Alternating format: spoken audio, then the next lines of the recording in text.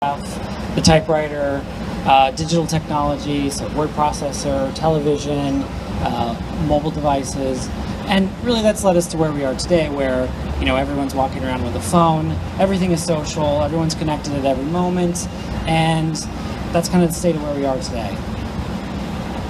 So that's about how we share information and how we exchange in conversations, but what is the actual art of a conversation? Are you good at it? So ultimately, I don't think that you'd really walk into a room and start shouting your name or flinging your business cards around. You'd sort of assess the room, you'd engage with individuals that you felt like you could make a connection with. You'd offer something about yourself, they'd offer something back. You'd speak from the heart, it might be a little spontaneous, and that's really how a conversation gets started. So in summary, in terms of art of conversation, we think there's kind of three ways to and he said, without the ability to construct explanations, human social behavior would be a series of actions and reactions driven mostly by power and resources. And so what that really means is, for us to understand why we're having the conversations we're having, we need to understand the types of relationships we want to build. And so as we think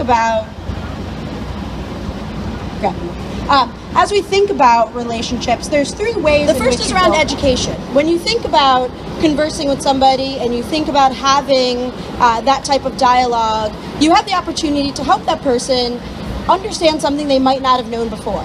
So you're really helping them see something that they haven't seen, and that's really the foundation of education within that type of relationship.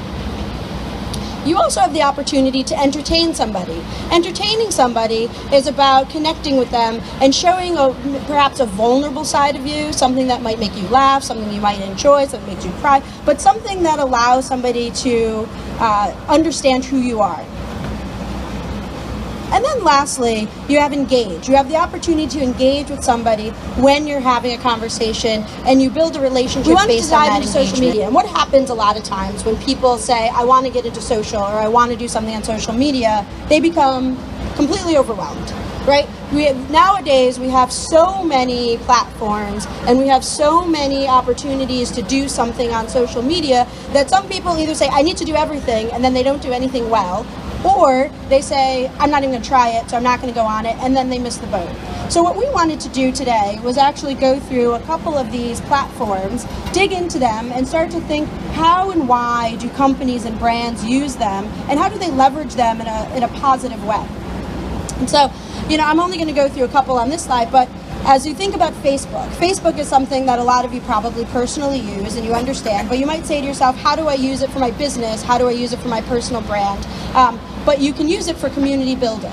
You might say to yourself, Twitter, I know something about it. What that truly is about learning information in live time information, but they're actually updating their community of users about new updates to their software, new features to their platform. And so again, you're going to Twitter to understand what's happening in real time. And then lastly is GoDaddy. We looked at GoDaddy, and that's a global national web hosting company, but they're using LinkedIn. And LinkedIn, as I mentioned before, is a very industry-focused platform. It's really focused on networking. And so what they're doing is they're actually showcasing their office culture. GoDaddy, if you're not familiar, has some I would say provocative ad campaigns and different ways that they advertise themselves, and they're putting that out there on a platform that they believe their audience is interested in. Really, the first thing that we wanted to do was figure out what kind of content we wanted to share through social, and really for us it's three things. It's content around the culture of our office and our studio, and what the people are like, and what a day is like in our office. The second thing is really visual content, design content. We're a visual company, so that's an important part of what we want to share. And then thirdly is we want to share our perspective on things that are going on in the world. So really, as we dove into this, we're looking at how can we figure out the best ways, with the best tools to actually get that out of there. This is the place where we can share content around our studio, our culture, what our team's doing, outings that we go on, if we have a happy hour in the office, if the dog has come to visit a meeting, things like that. It really just is a glimpse at what we're like.